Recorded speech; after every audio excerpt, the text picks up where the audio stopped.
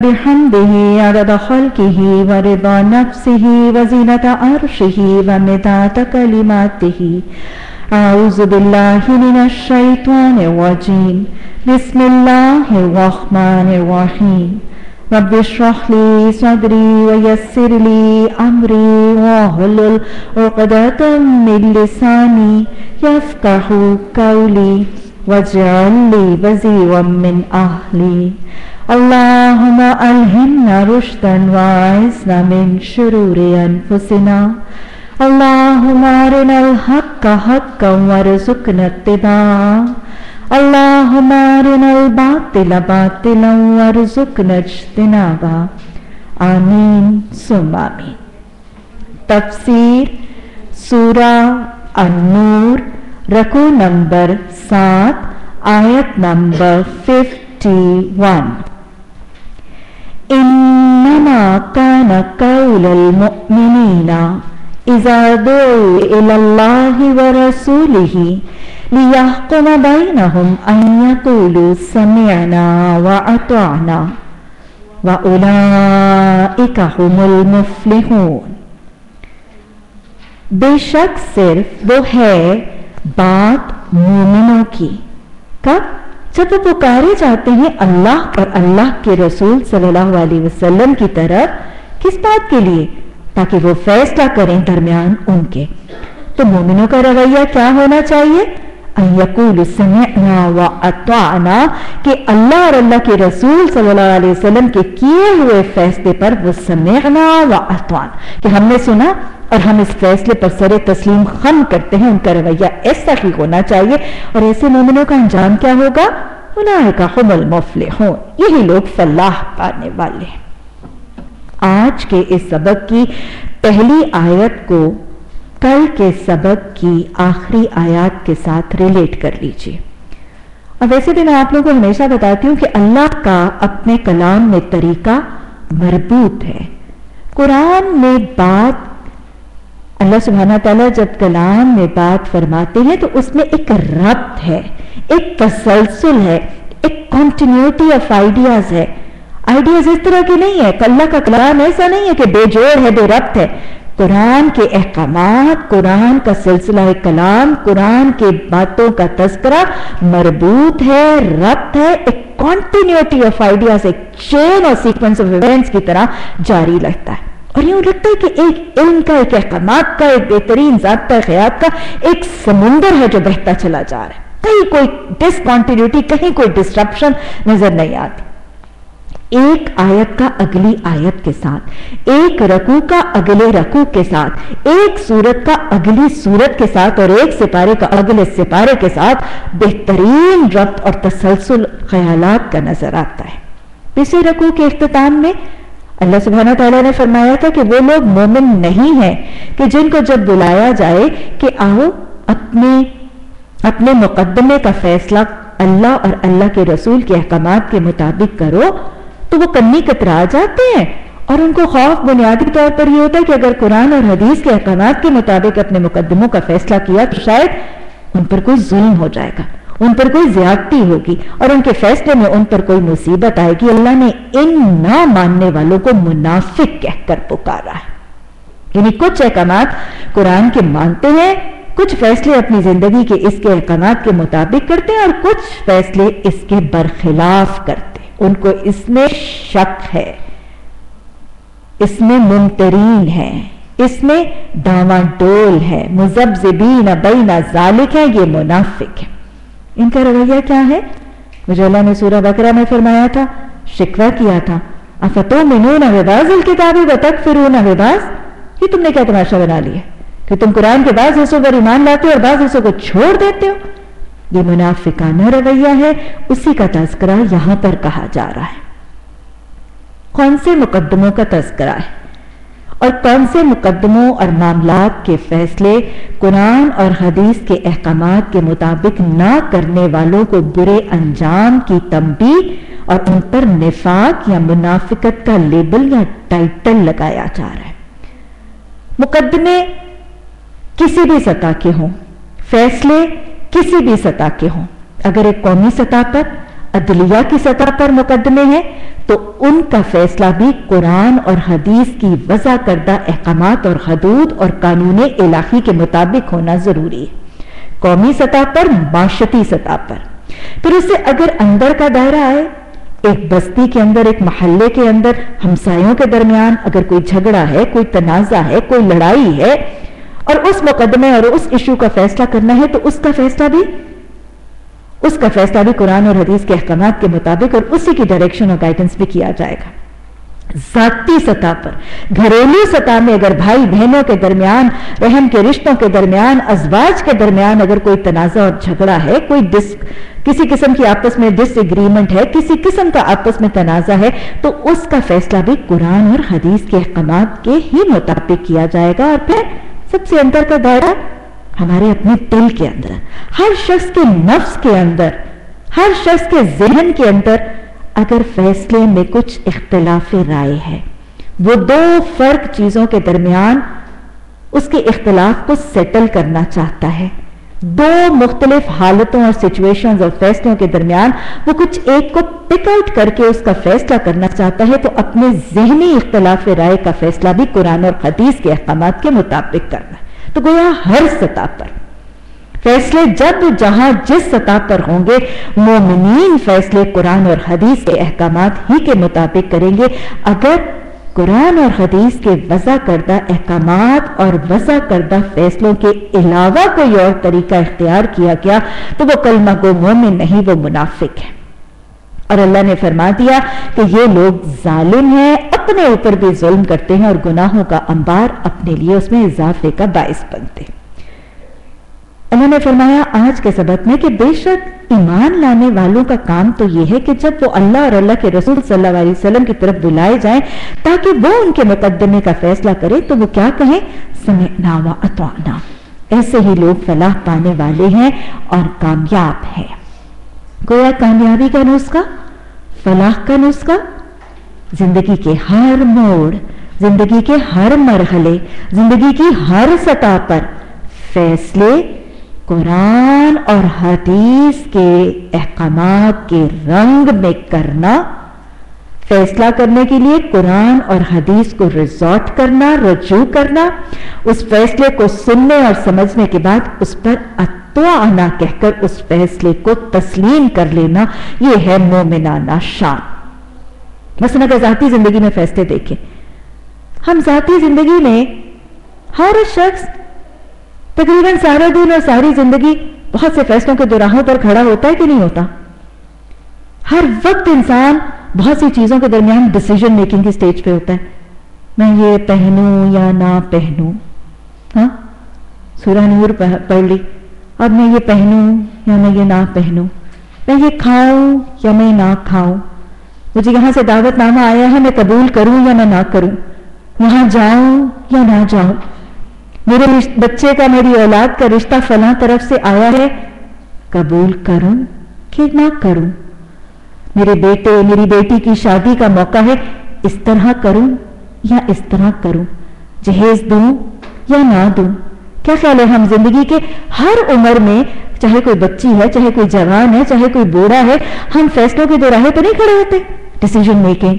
तो जिंदगी के हर मोड़ पर जब आप दो चीजों के दरमियान इख्तिलाफ राय का शिकार, you have to pick out one, आपको फैसला करना है, तो फैसले का पैमाना, मेयार, कसौटी क्या होगी, कुरान और हदीस। देख लीजिए, मैं ये पहनूं ना पहनूं, कुरान क्या कहता है, मैं रिश्ता यहां करूं ना करूं, हदीस क्या कहती है, सुन्नत का क्या नमूना है। मोमिन अपने जिंदगी के हर फैसले में कुरान और हदीस के अहकामात को अपना रहबर, अपना रहनुमा और अपना गाइड तस्लीम करता है। इनके फैसलों को बगैर किसी दिल की तंगी के, बगैर किसी रिग्रेट और शक और शुबह के उसको तस्लीम करके उस पर अमल पैरा होता है। और ऐसे करने वाला मोमिन, इसका अंजाम क्या है, उलाइका हुमुल मुफ्लिहून। तो फला का नुस्खा क्या है, और बताएं, उलाइका हुमुल मुफ्लिहून फिर दुनिया कहा गया है? नहीं, दुनिया, कब्र, हशर, हिसाब, पुलसिरात, जन्नत, जिंदगी के हर मरहले की फलाह के लिए फिर क्या जरूरी है, जिंदगी का हर फैसला, जिंदगी का हर मुकदमा कुरान और हदीस के वज़ा करदा अहकामात के मुताबिक किया जाए। फलाह का बेहतरीन नुस्खा। मजीद बताया गया, वमन युतिअल्लाह व रसूलहु, देखो जो अल्लाह और अल्लाह के रसूल सल्लल्लाहु अलैहि वसल्लम की इताअत करेगा और क्या करेगा, वह यख्शल्लाह, और अल्लाह से खशियत करेगा, वह यत्तक़ी, और उससे डरेगा, फ़उलाइका हुमुल फ़ाइज़ून, यही लोग वो फाइज हैं। गोया फाइज कामयाबी का और बहुत नुमाया तरक्की का एक और नुस्खा अल्लाह और अल्लाह के रसूल सल्लल्लाहु अलैहि वसल्लम की अताअत। और लाजिम क्या है, अताअत करनी है अल्लाह और अल्लाह के रसूल की, लेकिन तकवा और खौफ करना है अल्लाह का। अंबिया का ये हुक्म हर जगह नजर आता है, अतीऊनी वत्तकुल्लाह, अतीऊनी वत्तकुल्लाह। हर नबी ने अपनी कौम से यही मुतालबा किया था कि अताअत के वक्त, फर्माबरदारी के वक्त, अहकामात को तस्लीम करते वक्त मेरी और मेरे रब की बातें मानना, लेकिन तकवा सिर्फ और सिर्फ अल्लाह ही का करना। खौफ, परहेजगारी, मुलाकात के वक्त की हाजिरी का खौफ, हिसाब किताब का खौफ, खौफ सिर्फ अल्लाह ही का होगा, लेकिन अताअत अल्लाह और अल्लाह के रसूल दोनों की होगी, और यही कामयाबी का नुस्खा है। फिर मुनाफिक अल्लाह के नाम से कड़ी कड़ी कसमें खाकर कहते हैं कि आप हुक्म दें तो हम घरों से निकल खड़े हों। उनसे कहो कसमें ना खाओ, तुम्हारी अताअत का हाल मालूम है, तुम्हारे करतूतों से अल्लाह बेखबर नहीं है। कहो अल्लाह के मुती बनो और रसूल सल्लल्लाहु अलैहि वसल्लम के ताबे फरमान बनकर रहो। लेकिन अगर तुम मुंह फेरते हो तो खूब समझ लो कि रसूल पर जिस फर्ज का बार रखा गया है उसका जिम्मेदार वो है, तुम पर जिस फर्ज का बार डाला गया है उसके जिम्मेदार तुम हो। उसकी अताअत करो तो खुद ही हिदायत पाओगे, वरना रसूल की जिम्मेदारी उससे ज्यादा कुछ नहीं कि साफ साफ हुक्म पहुंचा दे। रसूलुल्लाह सल्लल्लाहु अलैहि वसल्लम की जिम्मेदारी सिर्फ इल्लल बलागुल मुबीन, आपकी जिम्मेदारी सिर्फ पहुंचा देना था, और आप अपनी जिम्मेदारी पर इंतहाई हसास नजर आते। सारी जिंदगी बल्लिग मा उनज़िला अलैका मिर रब्बिक के हुक्म के बाद सारी हयात तय्यबा सरापा तबलीग बन गई थी। सुबह शाम दिन रात, गर्मी जाड़ा, अपना पराया, दोस्त दुश्मन, अमीर गरीब, अपनी कौम का दूसरी कौम का, सबको तबलीग देते हुए नजर आते हैं। और फिर खुतबा हज्जतुल विदा में सिर्फ जिम्मेदारी क्या थी, सिर्फ पहुंचा देना। खुतबा हज्जतुल विदा में उस बड़े से गिरोह को मुखातिब करके क्या पूछा था, क्या मैंने तुम तक अल्लाह का कलाम और अल्लाह का पैगाम पहुंचा दिया? सब ने कहा था भला। क्या आपने पहुंचा दिया?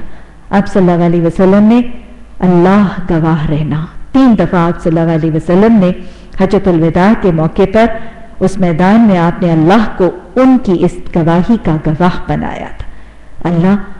अल्लाह हमें भी इस चीज का हसास बना दे। याद रखिएगा, कुरान और हदीस की दावत देने वाले अंबिया के नायब हैं। खुशकिस्मत है वो लोग जिनको अल्लाह अंबिया की नियाबत के फरीजे सौंप दिया करता है। अल्लाह हमें उन्हीं खुश नसीबों में से बना दे।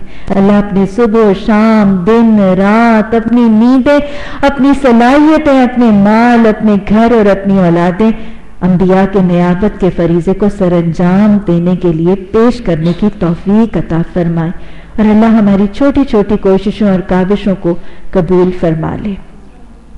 अल्लाह सुब्हाना ताला ने एक और नुस्खा बता दिया। हदायत का नुस्खा फिर क्या है, देखें, इन तुतीऊहु तहतदू। हदायत कैसे मिलेगी? अल्लाह और अल्लाह के रसूल सल्लल्लाहु अलैहि वसल्लम की अताअत ही हदायत का नुस्खा है।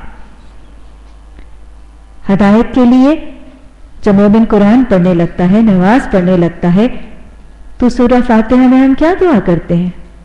इहदिनस सिरातल मुस्तकीम। मोमिन हदायत मांगता है। अल्लाह सुब्हाना ताला हदायत का नुस्खा सूरह बकरा की बिल्कुल इब्तिदाई आयत में रख देते हैं। इहदिना मांग रहे हो, ज़ालिकल किताबु ला रैब फीहि हुदल लिल मुत्तकीन, ये किताब ले लो, ये अगर तुम्हारे दिलों में तकवा है तो ये तुम्हारे लिए, तुमने इहदिना कहा है, ये तुम्हारे लिए हुदन बन जाएगी। गोया एक हदायत का जरिया कुरान है, लेकिन कुरान की तशरीह, कुरान की तौज़ीह हदीस और सुन्नत है। तो लिहाजा हदायत का जरिया, बंदे ने हदायत मांगी, अल्लाह ने पूरा कुरान हुदल लिल मुत्तकीन उसके सामने खोल के रख दिया और कह दिया कि यह किताब तुम्हारे लिए हदायत का जरिया है। और उसी खोले जाने वाली किताब में अल्लाह ने एक बार नहीं बारहा कह दिया, इहदिनस सिरातुल मुस्तकीम मानने वाले, ये तुम्हारे लिए हदायत का जरिया है। और इस किताब में याद रखना, अकेहरी नहीं, बहुत दफा अतीउल्लाह व अतीउर रसूल, अतीउल्लाह व अतीउर रसूल, लअल्लकुम तुरहमून, तुम रहम चाहते हो तब, लअल्लकुम तहतदून, तुम हदायत चाहते हो तब, तुम फलाह चाहते हो, तुम हदायत चाहते हो, तुम कामयाबी चाहते हो, तुम कुछ दुनिया में चाहते हो, अल्लाह और अल्लाह के रसूल की अताअत के बगैर तुम्हारी जिंदगी नामुकम्मल है। और आपने भी फरमाया था, मैं अपने पीछे तुम्हारे लिए दो चीजें छोड़े जा रहा हूं, जब तक उनको थामे रखोगे। क्योंकि उनको थामने का हुक्म भी तो कुरान में है ना, वातसमु बिहाब्लिल्लाह, कैसे पकड़ो अल्लाह की रस्सी को, जमीया, सब मिलकर अल्लाह की रस्सी को थाम, एक किनारा पकड़ो, अगले को पकड़ा और सबको एक रस्सी में परो दो, एक करो, एक फिरका, नहनु लहू मुस्लिमून बन जाओ। तो लिहाजा ये तो अल्लाह का भी हुक्म है।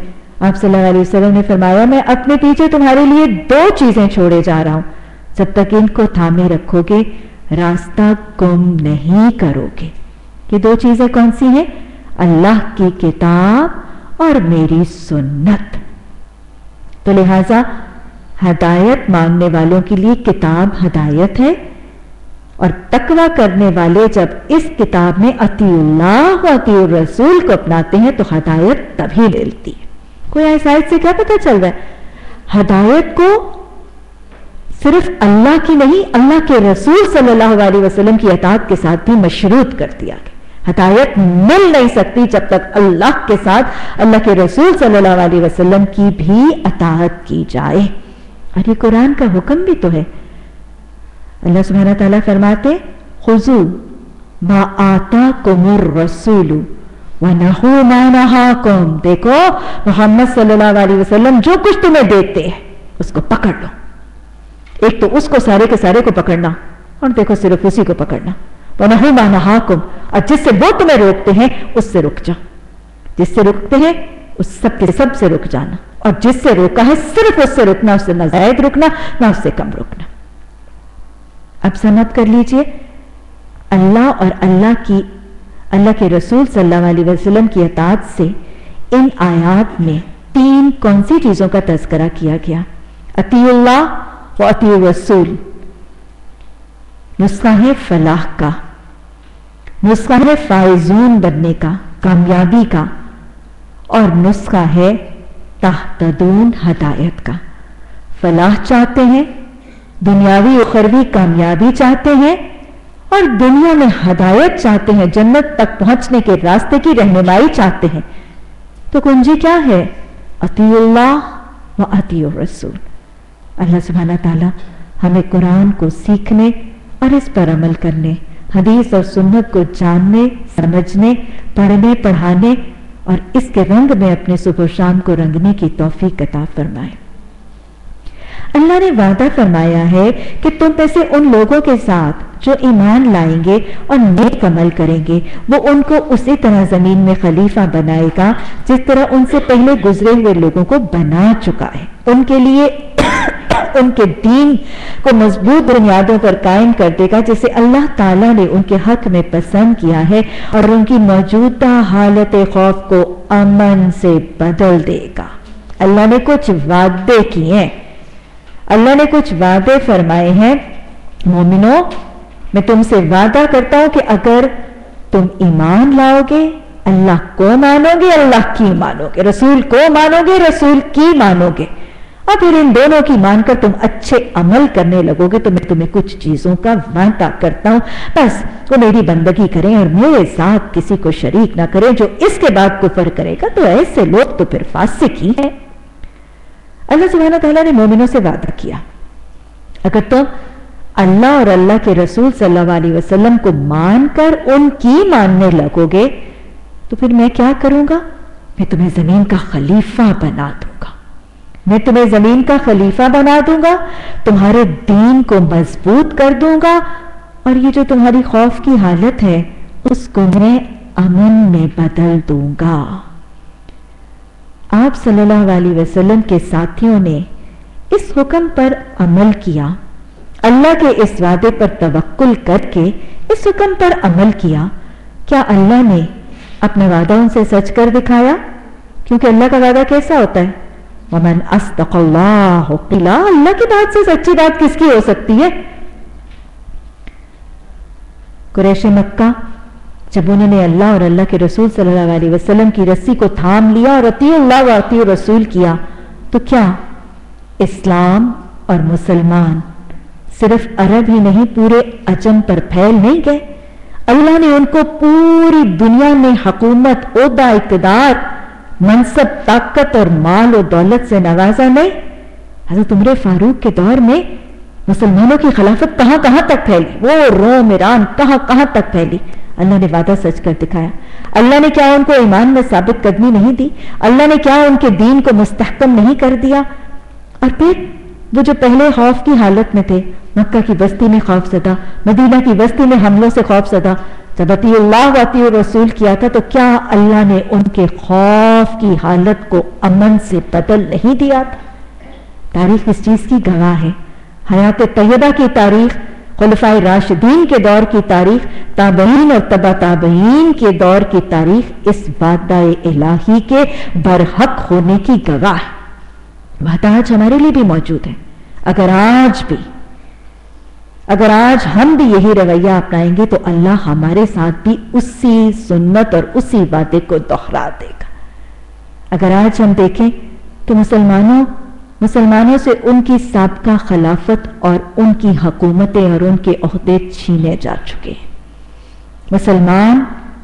مسلمانوں کا دین مستحکم اور مضبوط نہیں ہے، اسلامی ریاستوں میں بھی اسلام مضبوط اور مستحکم نہیں۔ اور پھر آج خوف، ہراس، دکھ، غم، پریشانی، کیا امت مسلمہ اس سے شکار نہیں ہے؟ ہر جگہ، چاہے وہ اسلامی ریاست ہو چاہے وہ نان اسلامی ریاست ہو، مسلمان مارے جا رہے ہیں، کاٹے جا رہے ہیں، پیسے جا رہے ہیں، لہو لہان کیے جا رہے ہیں، مسلمانوں کی خون کے ساتھ ہولی کھیلی جا رہی ہے۔ مسلمان اور خواتین اسلام کی ردائیں اور ان کی چادریں اور ان کی عصمتیں پامال کی جا رہی ہیں۔ کیا آج خوف کی حالت میں نہیں ہے؟ چاہتے ہیں کہ حالت امن کی آ جائے، چاہتے ہیں کہ مطمئن پرسکون ہو جائے امت مسلمہ، چاہتے ہیں کہ ہمیں ہماری کھوئی ہوئی خلافت اور جانشینی مل جائے، چاہتے ہیں کہ دین اسلام مستحکم ہو جائے۔ طریقہ ایک ہی ہے، اللہ اور نبی صلی اللہ علیہ وسلم کی تعلیمات کو مضبوطی سے تھام لو اور اپنے عمل کا دائرہ کار اس کے دائرے کے اندر محدود کر لو۔ اللہ تمہیں خلافت بھی دے گا، تمہارے دین کو اور تمہاری ریاستوں کو استحکام بھی دے گا اور تمہارے خوف کو امن میں بدل بھی دے گا۔ علامہ اقبال نے کہا تھا نا، وہ زمانے میں معزز تھے مسلمان ہو کر، ہم خار ہوئے تارک قرآن ہو کر۔ وعدہ آج بھی موجود ہے۔ جواب شکوہ کے اینڈ میں علامہ اقبال کیا کہتے ہیں کہ محمد سے وفا تو نے تو ہم تیرے ہیں، یہ جہاں چیز ہے کیا لوح قلم تیرے ہیں، اپنے ہاتھ سے قسمتیں لکھ لینا اپنی، کسی یکجائی سے بہتے غلامی کر لو، ملت احمد مرسل کو مقامی کر لو۔ یہی ہے اصول، یہی ہے طریقہ دنیا کی فلاح کا، دنیا اور آخرت کی کامیابیوں کا اور ہدایت کو پانے کا۔ اللہ سبحانہ تعالیٰ آج ہمیں یہ نسخے سمجھنے اور لوگوں کو سمجھانے کی بہترین توفیق عطا فرمائے۔ اللہ سبحانہ تعالیٰ ہمیں خود شرح صدر فرما دے، اور اللہ سبحانہ تعالیٰ ہمیں فصاحت اور بلاغت اور ہماری زبانوں کی گرہ کھول دے تاکہ تیرے دین کے نفاذ کی حکمت اور احکامات کی حکمت ہم لوگوں تک پہنچانے میں کامیاب ہو جائیں۔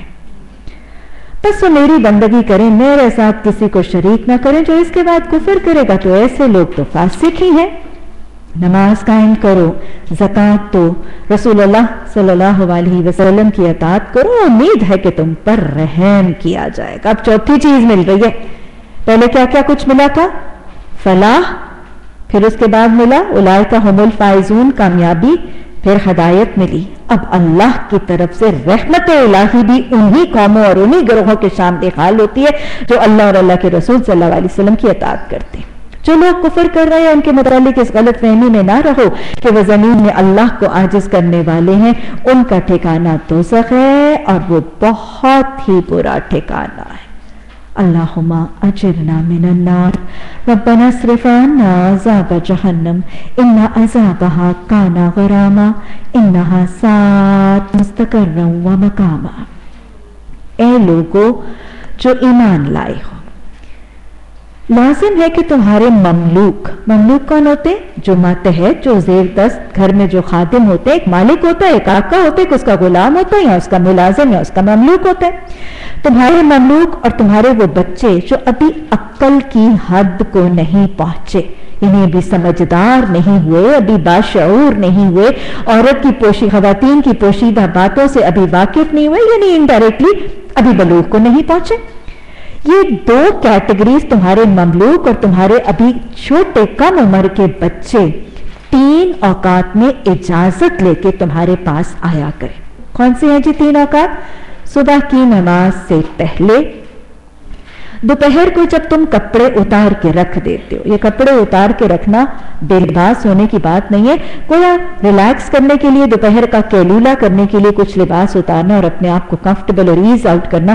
کیونکہ آپ کو معلوم ہے کہ خاص طور پہ گرمی کے موسم میں کیلولا کرنا، کیلولا کس کو کہتے ہیں؟ دوپہر کے وقت میں ہلکا سا نیپ لینا، تھوڑا سا آرام کرنا.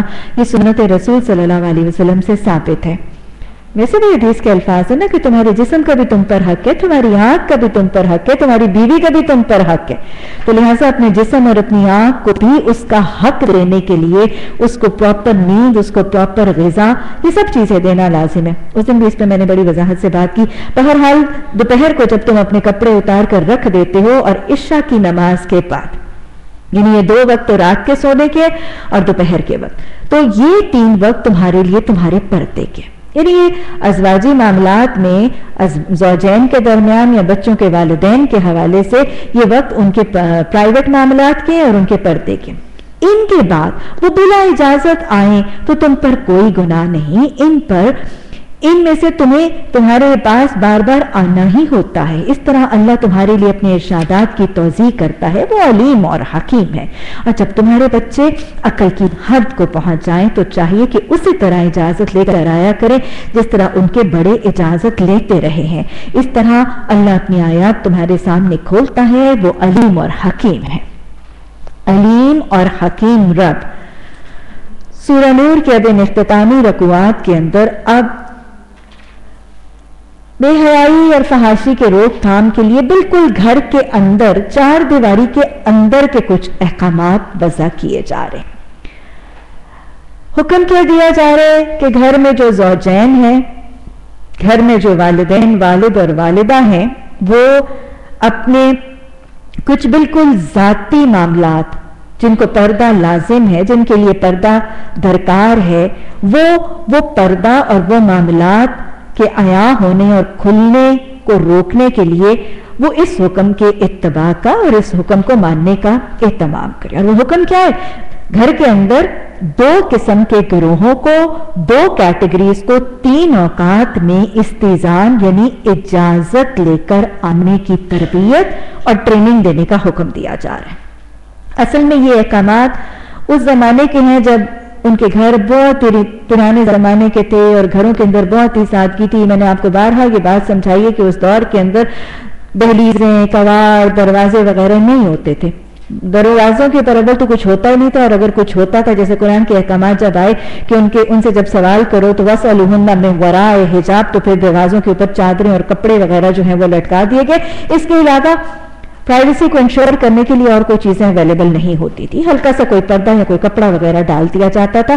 تو ایسے ماحول میں جہاں پہ پرائیویسی کو انشور کرنے کے لیے اور کوئی سسٹم موجود نہیں تھا، کہا گیا تھا کہ گھر کے جو ازواج اور جو والدین ہیں وہ اولاد کی اور مملوکوں کی، خادموں کی خود سے خود ٹریننگ اور تربیت کر دیں کہ ان 3 پردے کے اوقات میں وہ اجازت لیے بغیر بلا اجازت بے دھڑک اپنے کمروں میں داخل نہ ہو. حکمت ہے اس حکم میں بہرحال، اور اس کی حکمت جو سب سے بڑی حکمت سمجھ میں آتی ہے وہ یہی کہ یہ وہ بچے جو ابھی نابالغ ہیں، جو کم عمر ہیں، جو لا علم ہیں اور کچھ ایسی پردے کی باتوں سے ابھی ناواقف ہیں، اللہ سبحانہ تعالیٰ وہ علیم اور حکیم رب یہ چاہتا ہے کہ ان کی نگاہ کسی ایسی جگہ، کوئی ایسی چیز، کسی ایسے عمل، کسی ایسی ایکٹیویٹی پر، یا ان کے کانوں میں کوئی ایسی آواز یا کوئی ایسی بات نہ پڑ جائے جس کو وہ جانتے نہیں، جس سے وہ ابھی ناواقف ہیں، اور جن کو جاننا ان کے لیے ابھی ضروری نہیں بلکہ الٹا ضرر رساں ہو سکتا ہے، جس کو وہ سمجھ ہی نہیں سکتے، جس کو وہ کمپریہنڈ نہ کر سکتے ہیں اور نہ کرنا ان کے لیے ضروری ہے۔ ان کا وہ ایک معصومیت اور ان کا وہ بھولا سا ذہن جو ہے وہ ان کے لیے بہت بہتر ہے، تو اللہ سبحانہ تعالیٰ نہیں چاہتے کہ وہ ان چیزوں کو ایکسپوز ہو جائیں، اس لیے ان کو ان چیزوں کی تربیت کی جا رہی ہے۔ یاد رکھیے کہ قرآن اور حدیث کے احکامات جو ہیں وہ ہر دور کے حوالے سے اس کی اصل روح کے حوالے سے لیے جانے ضروری ہے۔ آج کے دور میں گھروں کے اندر دروازے بھی ہیں، لیچز بھی ہیں، ڈور لاکس بھی ہیں، تو لہٰذا اس حوالے کی تربیت شاید کرنا لازم نہیں ہے، لیکن اصل مقصد جس کے لیے یہ تربیت کی گئی تھی اس مقصد کو بہرحال انشور کرنا ابھی بھی اتنا ضروری ہے جتنا اس دور میں انشور کرنا ضروری تھا۔ یہ حکم کس لیے دیا گیا تھا؟ تاکہ وہ بچے، وہ کم عمر بچے کچھ ایسی چیزیں دیکھ نہ لے، کچھ سن نہ لے، کچھ جان نہ لے جن کا جاننا ان کے لیے ضرر رساں یا نقصان دہ ہے اور ان کے تھاٹ پروسیس کو خراب کرنے کا باعث بنے گا۔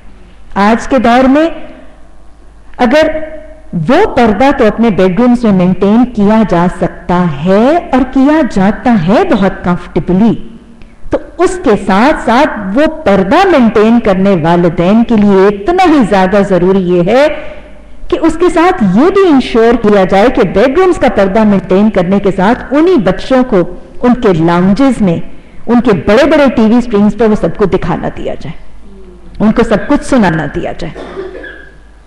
اپنے کمرے کا پردہ اور اپنے کمرے کی حیا کا معاملہ مینٹین کرنے کے ساتھ ساتھ آج بہت سے گھروں کے اندر لاؤنجز کے اندر قد آدم تصویروں اور فلموں کے ذریعے وہ نظارے، وہ ڈائلاگز اور وہ باتیں سنا دی جاتی ہیں اور ریموٹس ہاتھ میں پکڑا دیے جاتے ہیں کہ والدین کے آتے چینل جو ہے وہ چینج کر دی جائے، اور پتہ نہیں وہ کیا کیا دیکھنے پر بڑی کھلی سے ان کے لیے فیسلٹیز اویلیبل ہیں۔ وہ ایک چیز کا دیکھ لینا، ان میں سے ایک نظارے کو ایکسپیرینس کر لینا یا ان میں سے کچھ باتوں کو سن لینا، بسا اوقات اس بچے کی ساری زندگی کا آؤٹ لک، اس کے سوچ کے دھارے کو ایک بہت ہی منفی اور نیگیٹو طرف بدل دینے کے لیے کافی ہے۔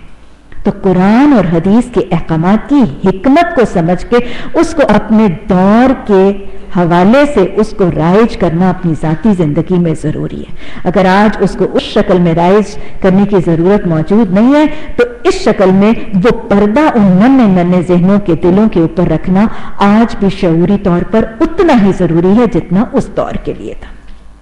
اور پھر اللہ نے بڑی حکمت سے کہا کہ ان تین اوقات کے علاوہ ظاہر ہے وہ بچوں کو تو بار بار ماں کے پاس آنا ہی ہے نا۔ چھوٹی چھوٹی چیزیں آپ دیکھیں جن کے بچے چھوٹے کیا جن کے اتنے بڑے ہوتے ہیں، 2 منٹوں کے بعد بیٹیاں امی ہو گیا، امی وہ ہو گیا، بھاگ نہیں رہے ہوتے۔ اور وہ جو گھر میں کام کرنے والی ملازمہ ہے اس کو بھی بار بار باجی کے پاس جانا پڑتا ہے، کبھی گھی کے لیے، کبھی چینی کے لیے، کبھی چکھوانے کے لیے، کبھی پوچھنے کے لیے۔ تو ہمارا دین بہت ہی پریکٹیکل سا دین ہے۔ اگر اللہ سبحانہ تعالیٰ بڑی خوبصورتی کے ساتھ یہ بتاتے بس یہ 3 وقت پڑھتے کیا ہے، باقی کا وقت ان کو بے جا مشقت میں نہ ڈالنا، اس وقت تو ان کو تمہارے پاس کاموں اور حاجتوں کے لیے آنا جانا ہی پڑے گا۔ والقواعد من النساء، اور قواعد عورتوں میں سے ایک کیٹیگری کا تذکرہ کیا جا رہا ہے، من النساء، وہ جو تمہاری عورتیں ہیں جن کو پیچھے طریقہ کار سکھایا گیا تھا کہ اپنی نگاہوں کی حفاظت کرو، اپنی زینتوں کو ظاہر نہ کرنا، اپنی پوشیدہ زینتوں تک کو بھی، مخفی زینتوں تک کو بھی نہ کھولنا، پورے کا پورا ان کو چارٹر یہاں بھی سکھایا گیا، سورہ احزاب میں بھی سکھایا جائے گا۔ ان عورتوں میں سے والقواعد، ایک خاص کیٹیگری ہے ان عورتوں کی، مسلمان عورتوں کی، جن کو پورا موڈ آف ڈریس کوڈ سکھایا گیا، ان کو بتایا گیا کہ ان میں سے ایک خاص کیٹیگری ہے۔ کون سی؟ القواعد، اور دوسری اللاتی لا یرجون النکاح۔ 2 صفات یا 2 کیریکٹرسٹکس یا 2 حالتوں والی مسلمان عورتوں کو ایک لچک دی جا رہی ہے۔ मुसलमान औरतें, उनको ड्रेस कोड सिखाया गया था। अब वो मुसलमान औरतें जो दो हालतों में आ चुकी हैं, उनको एक लचक दी जा रही। वो दो हालतें क्या है कि अल-क़वाइदु है और दूसरी अल्लाती ला यरजूना निकाहन है। इनको लचक क्या दी जा रही है कि अगर वो अपनी चादर उतार कर रख दें तो उन पर कोई गुनाह नहीं। अल्फाज क्या है? फलैसा अलैहिन्ना जुनाहुन अन यज़अना सियाबहुन्ना, कि इन औरतों के ऊपर कोई गुनाह नहीं अगर यज़अना, यज़अना का रूट वर्ड क्या है? वाव ज़ाद ऐन।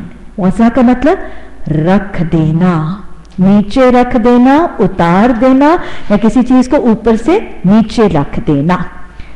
उन पर, इन औरतों पर कोई गुनाह नहीं कि अगर वो उतार कर रख दें। सियाबहुन्ना, सियाबहुन्ना से फिर मुराद सियाब जमा है, सियाब जमा है सौब की। सौब कहते हैं कपड़े को। यहाँ ये मुराद नहीं है कि सारे कपड़े उतार के रखने पर गुनाह नहीं है। यहाँ पर कौन से कपड़े? अरे वो कपड़े जो तुम्हें पीछे समझाए गए हैं ना, वला युब्दीना ज़ीनतहुन्ना के लिए, वला तबर्रुजना तबर्रुजुल जाहिलियतिल ऊला के लिए जो तुम्हें कपड़े सिखाए गए थे ना, युदनीना अलैहिन्ना मिन जलाबीबिहिन, तो वो जो जिलबाब तुम्हारी थी, जो तुम्हें जिलबाबों का तरीका सिखाया गया था, वो जिलाबीब जीनतों को छुपाने और तबर्रुज से बचने के लिए जो जलाबीब उनको सिखाई गई थी, ओढ़नी और पहननी, उन पर कोई गुनाह नहीं अगर वो अपनी जलाबीब उतार कर रख दें। लेकिन ये भी शर्त है, गैर मुतबर्रिजात, बशर्ते कि उनकी नीयत उस वक्त भी तबर्रुज की ना हो। ये औरतें अगर अपने वो जलाबीब जो उनको सूरह अहज़ाब में सिखाई गई है, उन पर गुनाह नहीं है अगर वो अपनी जलाबीब उतार दें, बशर्ते कि वो भी तबर्रुज की नीयत, अपने आप को प्रोमिनेंट या अपनी जीनत दिखाने की नीयत से ना करें। वअयस्ताफिफना, वैसे पता है क्या, अगर ये भी जो है ना, ये भी अगर ताफ़ुफ़ ही पढ़ते, अगर ये भी बची ही रहें, तो वैसे उनके लिए ज्यादा बेहतर है। अल्लाह समीउन अलीम, अल्लाह सुनने भी वाला है और अल्लाह जानने भी वाला है कि तुम अपने सियाब किस नियत से उतार रही हो और उतारने के बाद तुम कौन कौन सी आफतें उठा रही हो। हुक्म दिया गया, लचक दी गई ख़वातीन इस्लाम को कुछ हालतों में अपनी जलाबीब उतारने की। अल-क़वाइदु को और अल्लती ला यरजूहा यरजूना निकाहन। कुछ लोग शायद इससे ये राय लेते हैं कि शायद ये वो ख़वातीन है या उस हिस्से की, उम्र के हिस्से की ख़वातीन है जो हैज़ से मायूस हो चुकी हैं, यानी जिनको हैज़ का सिलसिला ख़त्म हो चुका है। याद रखिएगा, इससे मुराद ऐसी पोस्ट मेनोपॉजल ख़वातीन हरगिज़ नहीं है। अगर इसका लिटरल तर्जुमा और ग्रामेटिकल एनालिसिस किया जाए तो इससे मुराद वो ख़वातीन हरगिज़ नहीं है जो हैज़ से मायूस हो चुकी हैं। ख़वातीन कौन सी हैं? अल-क़वाइदु मिनन निसा। क़वाइदु का मतलब बैठ रहने वालियां औरतों में से। बैठ रहने वालियों से कौन सी मुराद होगी? क्या हैज़ से मायूस ख़वातीन या पोस्ट मेनोपॉज़ल ख़वातीन बैठ रहने वाली हैं? ये बैठ रहने वालियां से मुराद वो ख़वातीन हैं जो दिन का बेशतर हिस्सा बस बैठी ही रहती हैं, अपने कमरे में बैठी हैं, थोड़ी सी कोई लाठी की टेक लगाकर, किसी के हाथ का सहारा लेकर उठ के हल्का सा लाउंज में चली जाती हैं, थोड़ा सा सहन में चली जाती हैं, फिर वहां जाके बैठ जाती हैं, फिर वहां बैठी बैठी थक जाती है, फिर कोई सहारा लेके फिर थोड़ी सी, मतलब मेजॉरिटी ऑफ द डे वो बेचारी बैठी ही है। ना बहुत ज्यादा चल सकती है, ना बहुत ज्यादा फिर सकती है, ना घूम सकती है, ना आ सकती है, ना जा सकती है, ना बाजारों में, ना गलियों में, ना कूचों में, ना शॉपिंग में, ना बुटीक्स में, ना पार्लर्स में, ना शादियों में, ना ब्याहों में। बेचारी बस घर में ही थोड़ा बहुत बैठी रहती है, हल्का फुल्का चलती है, बैठ रहने वाली है। ना आती है, ना जाती है, ना घूमती है, ना फिरती है। तो लिहाजा ये बैठ रहने वालियां, मेरा ख्याल है समझ गई हैं कौन सी कैटेगरी है, देखी भी होंगी, जो बहुत ज्यादा चलने फिरने के काबिल ही नहीं रही। किसी को जोड़ों की दर्द है, किसी को आंखों का मसला है, किसी को शुगर नहीं कंट्रोल हो रही, किसी का बुढ़ापे की उम्र में बस सब चलने फिरने की इतनी कायल नहीं है और ना ही ये ताकत और इस्तात रखती, बैठ ही गई है बेचारी। تو لہٰذا ان کے لیے کہا جا رہا ہے حیض سے مایوس خواتین یہ کیٹیگری ہرگز نہیں ہے. آج حیض سے مایوسی کا عمر 40 50 55 سال، اس کے بعد ہی تو ساری NGOs بنتی ہیں، اس کے بعد ہی تو بتیکیں بنتی ہیں، اس کے بعد ہی تو ساری سرگرمیاں شروع ہوتی ہیں. تو خدا را یہ بالکل مت لیبل کر لیجئے گا کہ اس سے مراد پوسٹ مینوپوزل خواتین ہے، یہ معاملہ نہیں.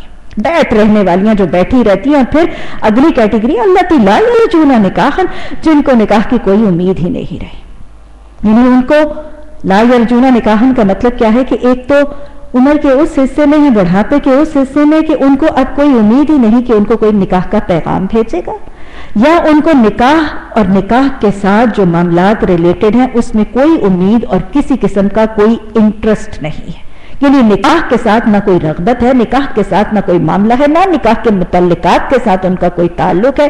تو لہٰذا ایسی بالکل بڑھاپے کا شکار خواتین جو اٹھنے چلنے پھرنے سے کی قدرت نہیں رکھتی اور اپنی زندگی سے خود بیزار ہیں، ایسی بوڑھی عورتیں اگر اپنے جلباب اتار کے رکھ دیں، حکمت ہے ہمارے دین میں.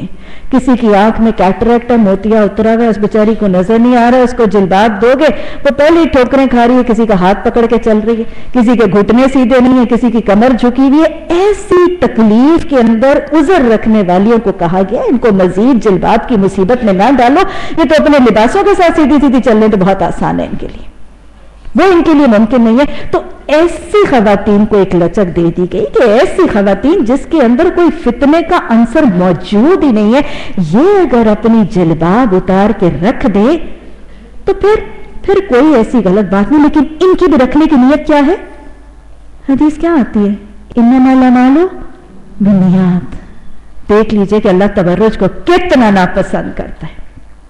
ایک ایسی بڑھیا خاتون جو دیکھنے چلنے پھرنے کی قدرت نہیں رکھ رہی، اس کو بھی اگر اتارنے کی اجازت دی جا رہی ہے تو مشروط کیا جا رہا ہے یہ بھی تب اتار کے رکھے گی بڑھیا اگر یہ تبرج نہیں کرنا چاہتی، اپنی زینت نہیں دکھانا چاہتی، اپنی کسی قسم سے اپنے آپ کو ہائی لائٹ اور پرومیننٹ کرنے کی نیت سے اگر اس عمر کے حصے میں بھی اتار رہی ہے تو اس کے لیے بھی لا ہے غیر متبرجات. ایک ایسی بڑھیا پھوس کے لیے بھی تبرج جو ہے اللہ سبحانہ تعالیٰ اجازت نہیں دے رہا. کہاں جوانوں اور قواریوں کو اللہ سبحانہ تعالیٰ تبرج کی اجازت اور تصور ایک اسلامی معاشرے کے اندر موجود ہوگا؟ اور پھر اللہ سبحانہ تعالیٰ نے ویسے اس کے لیے بھی کہہ دیا وَيَسْتَعْفِفْنَا. ویسے آپس کی بات ہے اگر تمہیں بتائیں نا، یہ بڑھیا بھی اگر تعفف ہی برتے، یہ اپنی جلباب کو اتار کے رکھنے سے بچی ہی رہے نا، تو ویسے اس کے لیے ہے یہ بہتر. اگر کوئی مجبور ہو گئی ہے اور وہ چھوڑنا چاہتی ہے تو ٹھیک ہے، اللہ نے اجازت دے دی ہے. اگر اپنی نیت کا محاسبہ کر لے کہ اگر نیت اس کی تبرج اور زینت کے اظہار کی نہیں ہے تو پھر اتار دے. لیکن ویسے بہتر تو آپشن یہی ہے کہ یہ اس تبرج کو ظاہر کرنے اور اپنی جلباب کو اتارنے سے بچی ہی رہے. کتنی خوبصورت ہے ہمارے احکامات. اور یاد رکھیے گا کہ ایک خاتون جس نے ساری زندگی وہ حیا کی ردا اور حیا کی جلباب اوڑے رکھی ہوتی ہے نا، اس سے اس بڑھاپے میں بھی وہ لے لینا اور اس کا اتار دینا اس کی فطرت کے خلاف ہو جاتا ہے. وہ اتنی عادی ہو جاتی. آپ دیکھیں کہ جو لوگ اس پردے کے جو عادی نہیں ہوتے ان کو لینا مشکل ہو رہا ہوتا ہے. ان کا سانس بھی گھٹتا ہے، ان کو گرمی بھی لگتی ہے. اور جن کو عادت ہو جاتی ہے ان کو یوں لگتا ہے، ان کو کبھی کوئی پرابلم ہو، کچھ مسئلہ تو ایسے لگتا ہے کہ میرا کچھ لباس کا حصہ کم ہے. وہ ایک اریا اور بے لباس ہونے کی کیفیت ہوتی. تو لہٰذا وہ اس عمر میں جا کے اس سے لینا اس کے لیے ویسے بھی کوئی بہت کمفرٹیبل نہیں ہوگا. اور پھر اس کا ایک سوشل ویلیو اور اس کا ایک فیس ویلیو بن چکی ہے. تو اللہ سبحانہ تعالیٰ نے فرمایا کہ یہ بھی اگر بچی ہی رہے تو بہتر ہے. اللہ ہمیں حیا کے احکامات کو سمجھنے اور ان کو اپنی ذاتی زندگی میں اور اپنی ذریت کو اس سے متعارف کروانے کی توفیق عطا فرمائے. کوئی حرج نہیں اگر کوئی اندھا یا لنگڑا یا مریض کسی کے گھر سے کھا لے، اور نہ تمہارے اوپر کوئی مذائقہ ہے کہ اپنے گھروں سے کھاؤ. اور آگے فہرست کہ تم کن کن گھروں سے کھا رہے ہو. تو آیت کا پہلا حصہ دیکھیے کہ اللہ سبحانہ تعالیٰ فرما رہے لیس حرج، تم پر کوئی گناہ نہیں ہے کہ اگر کوئی اندھا، کوئی لنگڑا یا کوئی مریض کسی کے گھر سے کھا لے. ابھی تک سورہ نور کے جو احکامات آئے ہیں مختلف دائروں میں آئے ہیں. سوشل سے پورے کے پورے معاشرے میں کیا ہوگا؟ حیا کو مینٹین کرنے کے لیے. پھر باہر سے لوگ گھر کے اندر آئیں گے تو کیا ہوگا, اندر سے لوگ باہر جائیں گے تو کیا ہوگا, پھر گھر کے اندر کیا کرنا, سونے کے وقتوں میں کیا کرنا, دوپہر کو کیا کرنا, باریکی کے ساتھ ہر سٹیج اور ہر سرکل کے اندر احکامات دیے گئے. اور ان سارے ہی احکامات سے سمجھ کے آ رہی ہے کہ بنیادی طور پر دین کا مزاج یہ ہے کہ وہ عورتوں اور مردوں کی فری مکسنگ اور اختلاط کو پسند نہیں کر رہا. فری مکسنگ, مخلوط محفلیں, ہر وقت کی فری رچنا بسنا جو ہے یہ شریعت کو پسند نہیں. یہی تو کہا جا رہا ہے اجازت لے کے جاؤ, پوچھ کے جاؤ, ادھر اجازت نہ دو, ایسے جاؤ ویسے جاؤ, آنکھوں کو روکو, ہاتھوں کو روکو, چال کو روکو, ڈھال کو روکو, سب کو سکھایا گیا. Free mixing is not liked, اختلاط ڈس لائکڈ. مخلوط محفلوں کو شریعت پسند نہیں کر رہی, یہ دین کا مزاج نہیں ہے. اب جب یہ تصور آتا ہے تو لگتا ہے کہ پھر تو ہمارے گھر میں کوئی بھی نہیں آ سکتا. تو اس اسلامی معاشرے میں اب اس معاشرے کے کچھ معذور, کچھ بوڑھے, کچھ فقیر اور کچھ غریب لوگوں کے لیے ان کی آسانی کے لیے ایک حکم دے دیا گیا کہ دیکھو ویسے تو غیر محرموں کا تمہارے گھر میں بلا تکلف آنا جانا مکسنگ پسندیدہ نہیں ہے, لیکن اگر تمہارے معاشرے میں, تمہارے محلے میں, تمہاری لوکیلٹی اور بستی میں اگر کوئی بیچارہ معذور ہے, کوئی نابینا ہے, کوئی لنگڑا ہے, کوئی بوڑھا ہے, ضرورت مند ہے, اور وہ تمہارے پاس صرف کھانے کی حاجت کے لیے آ جاتا ہے تو اس میں کوئی گناہ کی بات نہیں.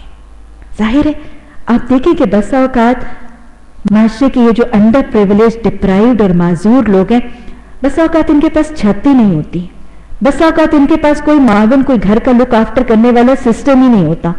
اور کئی دفعہ ہوتا ہے تو وہ اپنے گھرانے والوں پر اتنا بڑا بوجھ بن رہا ہوتا ہے کہ گھرانے والے اس کا بوجھ اٹھا نہیں رہے ہوتے, اور اگر اٹھا بھی رہے ہیں تو بستی میں سے اگر باقی کے لوگ اٹھائیں گے تو اٹھانے والوں کا بھار اور ان کا وزن بڑھ جائے گا. یہ حکم جو ہے نا, اس کو سمجھنے کے لیے اگر آپ نے شاید کچھ علاقوں میں دیکھا ہوگا, اگر میں اندرون شہر جو ہے ہماری والڈ سٹی یا بسا اوقات محلوں وغیرہ میں بھی یہ آپ کو یہ مزاج اور یہ ماحول جو ہے وہ نظر آتا ہے. یہ ہمارے کلچر کا ایک حصہ ہے. آپ نے دیکھا ہوگا کہ ان علاقوں میں چھوٹی چھوٹی بستیوں میں اور محلوں میں یہ طریقہ اور یہ انداز آپ کو نظر آتا ہے کہ ایک کوئی بڑا ہی, کوئی بوڑھا سا, کوئی بزرگ, کوئی بالکل ہی بڑی عمر کا شخص, وہ سارے کے سارے محلے کا چاچا ہوتا ہے نا. اور وہ چاچا جس گھر میں چلا جائے اس کو کوئی چائے کی پیالی دے دیتا ہے, کوئی جس کھانے کے وقت گیا اس کو کھانا کھلا دیتا ہے, وہ سارے محلے کا چاچا ہوتا ہے.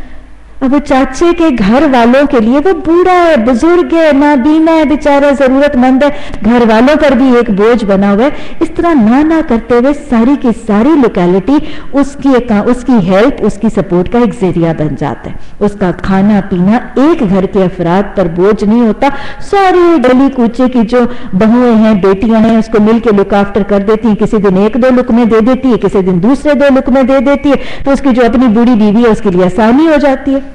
اور ویسے بھی وہ چاچا جو ہے یا وہ ماما جو ہے وہ ساری بستی میں گھومتا ہے, اس بڑھاپے میں اس کا دل بھی لگا رہتا ہے, اس کی دل لگی بھی ہوتی رہتی ہے, اور بہت سے لوگ اس کو اس حالت میں دیکھ کے ان کے لیے بھی ایک دل کی نرمی کا اور ان کے لیے بھی ایک تربیت کا پہلو ملتا رہتا ہے. تو ہمارا دین سختی کا اور تشدد کا دین نہیں ہے, اور دین کے احکامات میں بہت حکمت ہے. اب اللہ سبحانہ تعالیٰ نے فرمایا کہ اس میں بھی کوئی مذائقہ نہیں کہ اپنے گھروں سے کھاؤ, اپنے باپ دادا کے گھروں سے کھاؤ, اپنی ماں یا نانی کے گھروں سے کھاؤ, یا اپنی بھائیوں کے گھروں سے کھاؤ, یا اپنی بہنوں کے گھروں سے کھاؤ, یا اپنی چچاؤں کے گھروں سے, یا اپنی پھوپھیوں کے گھروں سے, اپنی مامیوں کے گھروں سے, اپنی خالاؤں کے گھروں سے, یا ان گھروں سے جن کی کنجیاں تمہاری سپردگی میں, کہ کوئی شخص گیا ہو اپنی کنجی تمہیں پکڑا گیا تو وہاں پہ بھی تم کھا سکتے ہو, یا اپنے دوستوں کے گھروں سے. اس میں بھی کوئی حرج نہیں کہ تم مل کر کھاؤ یا الگ الگ کھاؤ. اصل میں عربوں کے ہاں الگ الگ کھانے کو بھی پسند نہیں کیا جاتا تھا. تو اللہ سبحانہ تعالیٰ نے کہا کھانے کے لیے جیسے کمفرٹیبل ہے, مل کے کھانا چاہتے ہو تو بھی ٹھیک ہے, الگ کھانا چاہتے ہو اس وقت پریکٹیکلی کمفرٹیبل ہی نہیں ہے. بس اوقات آپ دیکھیں کہ آج ہمارے گھروں میں مرد مختلف اوقات پہ آتے چلے جاتے ہیں, سب کا مل کے بیٹھ کے ایک میل ٹائم پہ کھانا شاید پریکٹیکلی پاسبل نہیں ہوتا. تو ہمارا دین بہت ہی پریکٹیکل ہے. اب اس کو یہ کہہ دینا کہ نہیں کھانا ہی مل کر ہے, تو بس اوقات بہت سے لوگوں کے لیے اس چیز میں بھی مشقت ہو جائے گی. مل کر کھانا بھی درست ہے, الگ الگ کھانا بھی درست ہے. اور پھر جیسے سنت رسول صلی اللہ علیہ وسلم سے کیا ثابت ہے, مل کر کھانے سے کھانے میں برکت ہو جاتی ہے.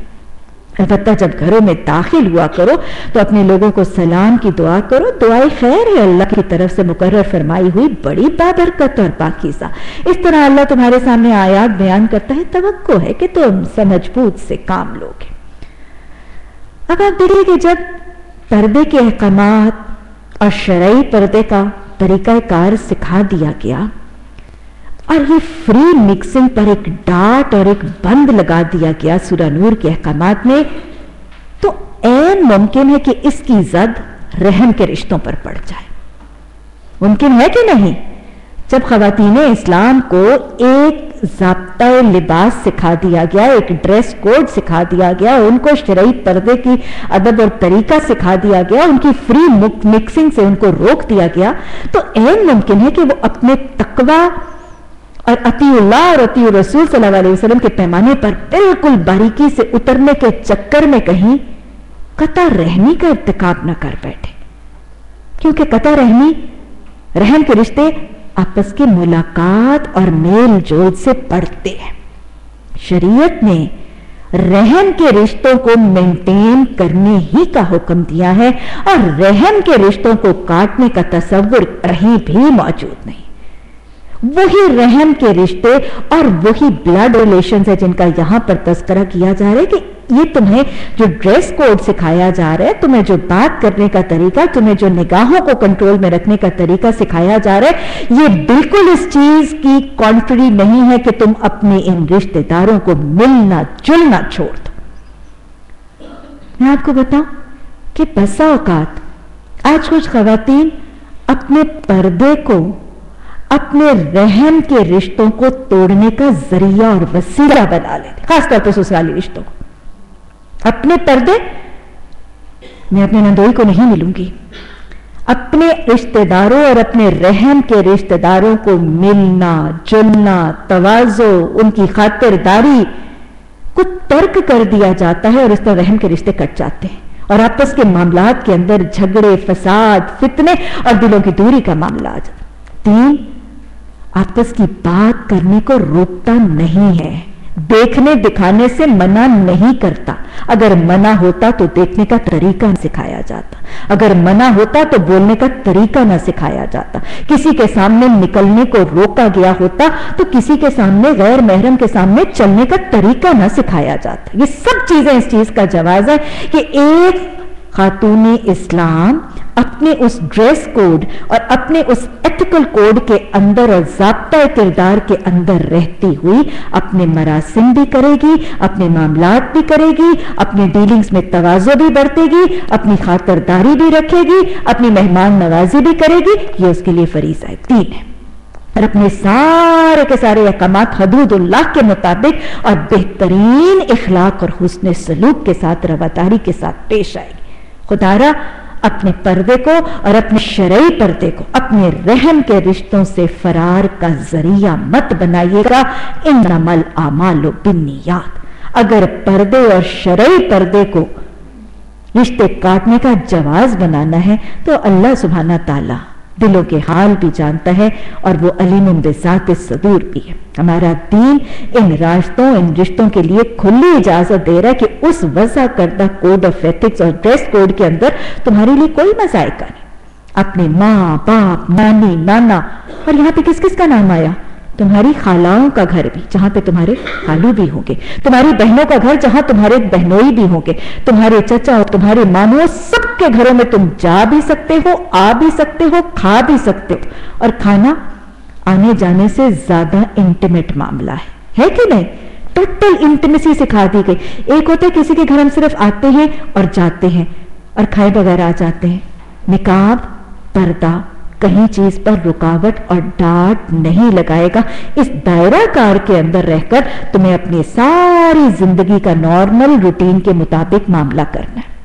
مجھے بتائیں کہ ایک خاتون، وہ گائنیکالوجسٹ ہے، وہ آئی اسپیشلسٹ ہے، وہ اپنے نقاب کے اندر آنکھوں کی سرجری بھی کر لیتی ہے، وہ ساری گائنیکولوجیکل سرجریز بھی کر لیتی ہے، وہ دنیا جہان کا ڈرائیونگ کرتی ہے، کوکنگ کرتی ہے، سارے کام وہ کر لیتی ہے. مجھے بتائیں مہمان نوازی اور تواضع ہی سے وہ رکی رہتی ہے؟ ख़वातीन इस्लाम अपने पर्दे और अपने निकाब में अपनी शॉपिंग भी करती हैं, ग्रोसरीज भी लेती हैं, टेलर्स के पास भी जाती हैं, डायर्स के पास भी जाती हैं, बहुत से काम करती हुई नजर आती हैं आज ख़वातीन इस्लाम। क्या उनका पर्दा और उनका शरई पर्दा और उसकी ज़रब उनके रहम के रिश्तों पर आके उनको याद आ जाएगी जब वो उससे फरार निकालने की कोशिश कर रही होगी? अपने पर्दे को कायम भी रखिए, अपनी हया की हिफाजत भी कीजिए, कुरान और हदीस के दायरा कार को मेंटेन कीजिए, लेकिन इस दायरा कार की मेंटेनेंस की जद मेरे या आपके रहम के रिश्तों पर पड़नी बिल्कुल नहीं चाहिए। अल्लाह ने हर घर में जाने की इजाजत भी दी, आने जाने की भी इजाजत दी, और वहां पे इंटीमेट से इंटीमेट रिलेशनशिप खाने पीने की भी इजाजत दी, और यह भी कह दिया कि चाहे इकट्ठे खाओ चाहे अलग खाओ। तो अल्लाह सुब्हानहू तआला हमें इन अहकामात की हिकमत को सामने रख के अपने लिए अपना ज़ाब्ता हयात वज़ा करने की तौफीक अता फरमाए। मोमिन तो असल में वही है जो अल्लाह और अल्लाह के रसूल सल्लल्लाहु अलैहि वसल्लम को दिल से माने, और जब किसी इज्तिमाई काम के मौके पर अल्लाह के रसूल के साथ हों तो उससे इजाजत लिए बगैर ना जाए। जो लोग तुमसे इजाजत मांगते हैं वही अल्लाह और अल्लाह के रसूल के मानने वाले हैं। बस जब वो अपने किसी काम से इजाजत मांगे तो जिसे तुम चाहो इजाजत दे दिया करो, और ऐसे लोगों के हक में अल्लाह से दुआए मगफिरत करो, अल्लाह यकीनन गफूरुर रहीम।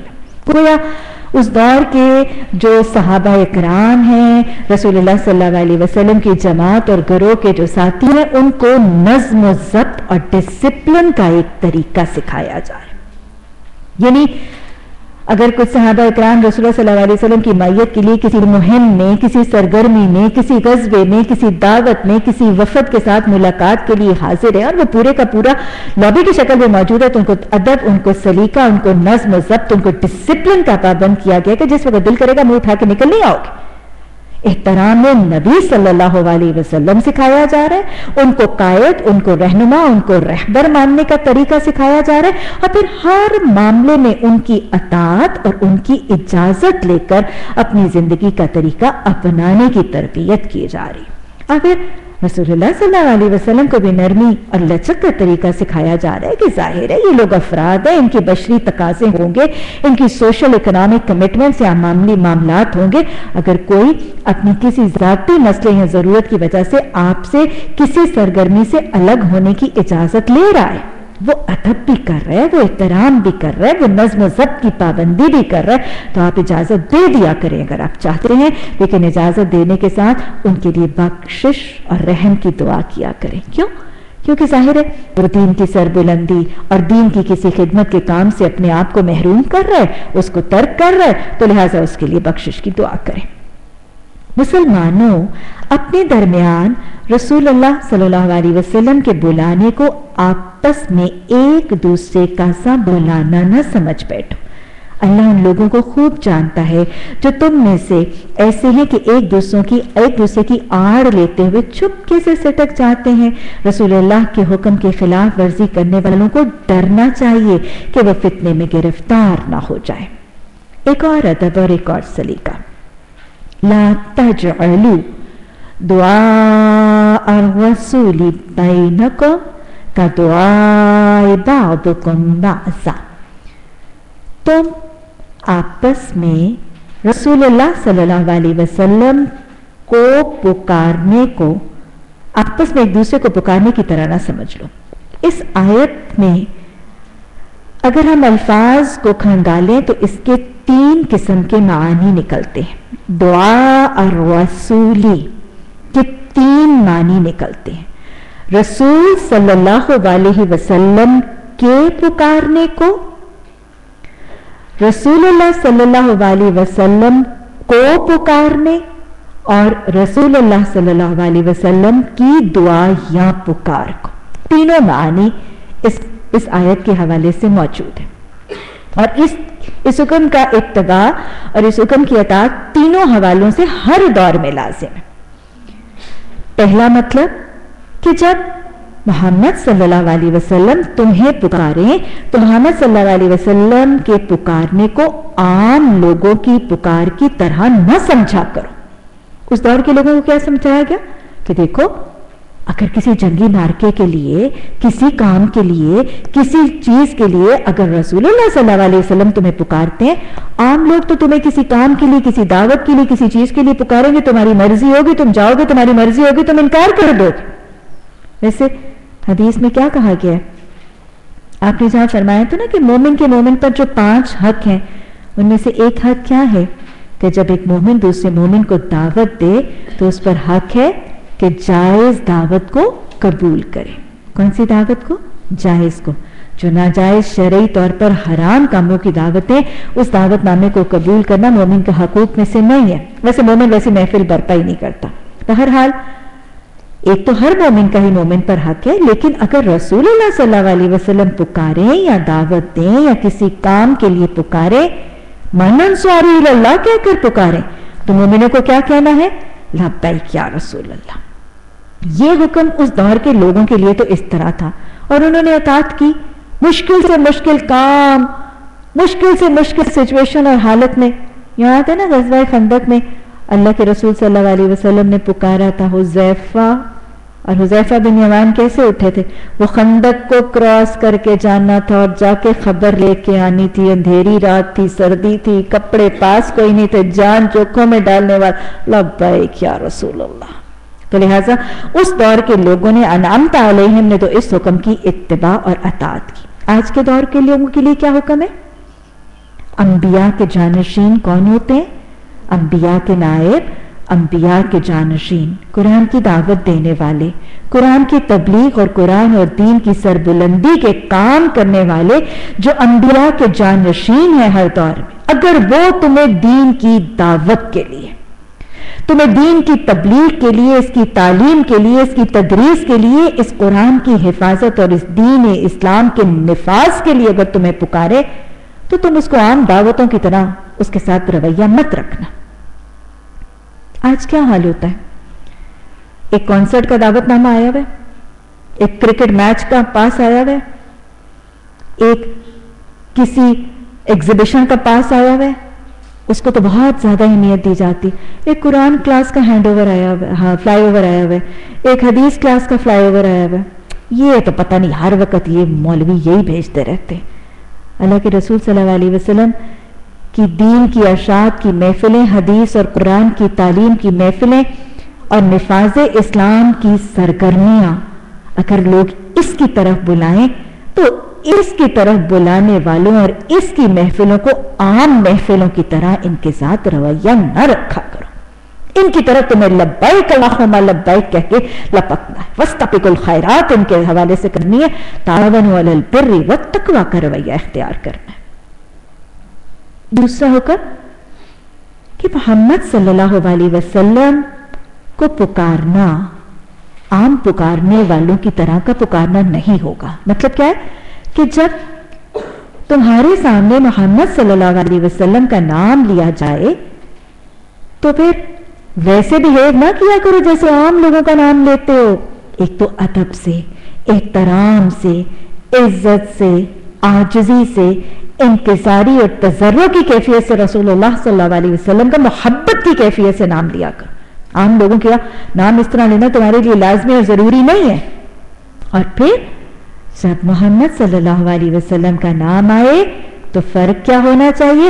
ان پر درود بھیجنا لازم ہے۔ یہ ہے فرق عام پکارنے اور نبی صلی اللہ علیہ وسلم کو پکارنے کا۔ حدیث بھی تشریح کرتی ہے، آپ صلی اللہ علیہ وسلم نے فرمایا بدترین بخیل ہے وہ شخص، سب سے زیادہ بخیل، سب سے زیادہ کنجوس وہ شخص ہے۔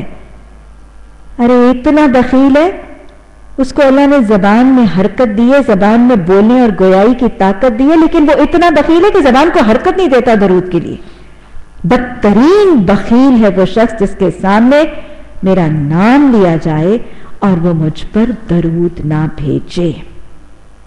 اللہ سبحانہ تعالیٰ نے بھی سورہ احزاب میں درود کا حکم دیا ہے۔ اللہ نے فرمایا ہے ان اللہ وملائکتہ یصلون علی النبی یا ایھا الذین آمنوا صلوا علیہ وسلموا تسلیما۔ اے لوگو اللہ اور اللہ کے فرشتے محمد صلی اللہ علیہ وسلم پر درود بھیجتے ہیں، تو ایمان لانے والوں تم بھی محمد صلی اللہ علیہ وسلم پر درود بھی بھیجو اور سلام بھی بھیجو۔ اور پھر آپ صلی اللہ علیہ وسلم نے وہ جو آپ مسجد نبوی کے زینوں پر چڑھتے جاتے تھے، آپ نے ایک زینے پر پاؤں رکھا آمین، دوسرے پر آمین، تیسرے پر آمین، پوچھا گیا تھا یہ کس دعا پر آمین کہا تھا، تو آپ نے کیا فرمایا تھا؟ آپ نے فرمایا تھا جبریل امین نے 3 لوگوں پر لعنت کی دعا کی ہے اور میں نے جبریل امین کی اس لعنت کی دعا پر آمین کہا ہے۔ ان تینوں میں سے ایک شخص کون سا ہے جس کے حوالے سے آپ نے فرمایا وہ شخص، اس پر لعنت کی دعا حضرت جبریل امین نے، اور اس لعنت کی دعا پر آمین حبیب خدا صلی اللہ علیہ وسلم نے۔ یہ ایک شخص ان میں سے کون سا ہے جس کے سامنے مصطفیٰ صلی اللہ علیہ وسلم کا نام لیا جائے اور وہ ان پر درود نہ بھیجے؟ یہ دوسرا مفہوم ہے اس آیت کا۔ اور تیسرا مفہوم، رسول اللہ صلی اللہ علیہ وسلم کی دعا کو عام دعاؤں کی طرح نہ سمجھا کرو۔ اسی لیے تو صحابہ اکرام حریص تھے، آپ سے جا جا کے دعائیں کرواتے تھے، اور پھر قریش مکہ تک اس چیز سے خائف ہوتے تھے کہ اگر آپ صلی اللہ علیہ وسلم کی زبان مبارک سے ان کے خلاف کوئی جملہ نکلتا تھا تو عتبہ بن شیبہ نے آپ صلی اللہ علیہ وسلم کے منہ مبارک پر ہاتھ رکھ دیے تھے، محمد صلی اللہ علیہ وسلم بس اب اس کے بعد مت کہیے۔ تو گویا رسول اللہ صلی اللہ علیہ وسلم کی دعاؤں کو عام لوگوں کی دعاؤں کی طرح کا نہ سمجھنا۔ مسنون دعائیں بہترین دعائیں، اور پھر وہ دعائیں جو آپ صلی اللہ علیہ وسلم نے امت کے لیے کی ہے، وہ دعائیں بھی کیا ضرور قبول ہوں گی۔ ایک دعا دہرا لیجئے، آپ نے امت کے کچھ خوش نصیبوں کے لیے دعا کی تھی، بہت پیاری ہے مجھے رسول اللہ صلی اللہ علیہ وسلم کی دعا۔ آپ نے کیا دعا کی تھی؟ آپ نے دعا میں فرمایا، مسنون دعا کے الفاظ ہیں، الہی مسرور اور شاداب رکھنا اس شخص کو۔ حجۃ الوداع کے خطبے کے موقع پر آپ صلی اللہ علیہ وسلم نے جب پہلے یہ پوچھا تھا کہ میں نے پیغام پہنچا دیا، لوگوں نے کہا آپ نے پہنچا دیا، آپ نے اللہ کو 3 دفعہ گواہی کیا، اور پھر آپ نے فرمایا کہ اب کیا کرو، اب جو حاضر ہیں وہ غائب لوگوں تک پہنچا دیں، اور یہ کہنے کے بعد آپ نے پہنچانے والوں کے حق میں دعا فرمائی تھی، الہی مسرور اور شاداب رکھنا اس شخص کو۔ مسرور کا مطلب یعنی وہ سرور کی حالت میں ہو، مزے کی حالت میں ہو، لطف آتا رہے، اور شاداب فریش، ہر وقت فریش۔ دونوں چیزیں چاہتے ہیں، میں مسرور بھی رہوں، میں شاداب اور فریش بھی رہوں، ہے نا؟ خواتین کی تو یہ دونوں حسرتیں بہت ہی زیادہ ہوتی، آج بڑی فریش لگ رہی ہو، کیا بات ہے نا؟ اب حدیث یاد رہے گی، الہی مسرور اور شاداب رکھنا اس شخص کو جس نے مجھ سے میری ایک بات سنی اور اسے لوگوں تک پہنچا دیا۔ اللہ سبحانہ تعالیٰ ہمیں حدیث کے اس مصداق پر پورا اترنے کی توفیق عطا فرمائے، اور اللہ ہمیں اور ہماری ذریت کو رسول اللہ صلی اللہ علیہ وسلم کی اس دعا کا حقدار بنا دے۔ تو لہٰذا فرمایا گیا کہ تم آپس میں ایک دوسرے کا بلانا سا نہ سمجھ بیٹھو، اللہ ان لوگوں کو خوب جانتا ہے جو تم میں سے ایسے ہیں کہ ایک دوسرے کی آڑ لیتے ہوئے چپکے سے سٹک جاتے ہیں۔ رسول اللہ صلی اللہ علیہ وسلم کے حکم کی خلاف ورزی کرنے والوں کو ڈرنا چاہیے۔ بار بار کہا گیا تھا اطاعت کرو گے، دہرائیں، اطاعت کرنے والوں کو کیا ملے گا؟ اطاعت کرنے والوں کو فلاح، اطاعت کرنے والوں کو فائزون، کامیابی، ان کو ہدایت، اور پھر اللہ کا رحم اور رحمت الہی۔ اب یہاں پہ بتایا جا رہا ہے جو خلاف ورزی کریں گے ان کو ڈرنا چاہیے کہ وہ کسی فتنے میں گرفتار نہ ہو جائیں یا ان پر دردناک عذاب نہ آ جائے۔ خبردار رہو، آسمان اور زمین میں جو کچھ ہے اللہ کا ہے، تم جس روش پر بھی ہو اللہ اس کو جانتا ہے۔ جس روز لوگ اس کی طرف پلٹیں گے وہ انہیں بتا دے گا وہ کیا کیا کچھ کر کے آئے ہیں، وہ ہر چیز کا علم رکھتا ہے۔ اللہ تو علیم ہے، ہم سب مل کے تجھ سے تیرے علم کا واسطہ دیتے ہیں۔ رب زدنی علما، رب زدنی علما، رب زدنی علما، رب اشرح لی صدری. اللہ اپنے علم کے لیے، قرآن کی تعلیمات کے لیے، قرآن کے علم کو حاصل کرنے اور اس کے فہم کو سمیٹنے کے لیے ہمارا سینہ کھول دے. اللہ اس کو سیکھنا، اس کو سکھانا، اس کو پڑھنا، اس کو پڑھانا، اس کو سمجھنا، اس کو سمجھانا ہمارے لیے آسان کر دے. اللہ اس راستے پر اس کو سمجھ کر اس پر عمل کرنا آسان کر دے. اللہ اس صراط مستقیم کی ساری دشواریاں اور رکاوٹیں دور فرما دے. اللہ یہ تعلیم ہم لوگوں تک پہنچائے تو ہماری زبانوں کی گرہ کھول دینا. اللہ زبان کی گرہ کھول کے ہمیں فصاحت اور بلاغت سے اس کو لوگوں تک پہنچانے والا خوش نصیب بنا دینا.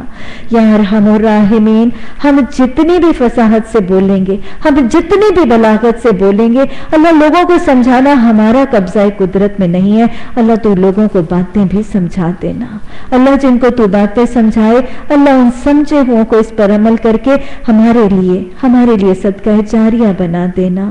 اللہ سبحانہ تعالیٰ قرآن کی دعوت کے لیے اپنے اوقات، اپنی نیندیں، اپنے مال، اپنے گھر اور اللہ اپنی بہترین اور محبوب اولادوں کو بھی بڑی رضامندی اور خوشنودی کے ساتھ پیش کرنے کی توفیق عطا فرما دے. اللہ ہمیں دلوں کی تنگیوں سے بچا لے. اللہ ہمارے دلوں کو کشادگی عطا فرما. اللہ ہمیں نگاہوں میں وسعتیں عطا فرما. اللہ ہم سب کے حافظے میں اضافہ فرما. اللہ ہمارے فہم، شعور، تفکر اور تدبر میں اضافہ فرما. اللہ ہمیں ایسا بنا دے کہ ہم قرآن اور حدیث کے پیمانے پر پورے اترنے والے بن جائیں. اللہ ہمیں ایسا بنا دے کہ ہم تجھے پسند آ جائیں. ربنا لا تزغ قلوبنا بعد إذ هديتنا وهب لنا من لدنك رحمة إنك أنت الوهاب. سبحانك اللهم وبحمدك نشهد أن لا إله إلا أنت نستغفرك ونتوب إليك. سبحان ربك رب العزة عما يصفون وسلام على المرسلين والحمد لله رب العالمين. آمین ثم آمین.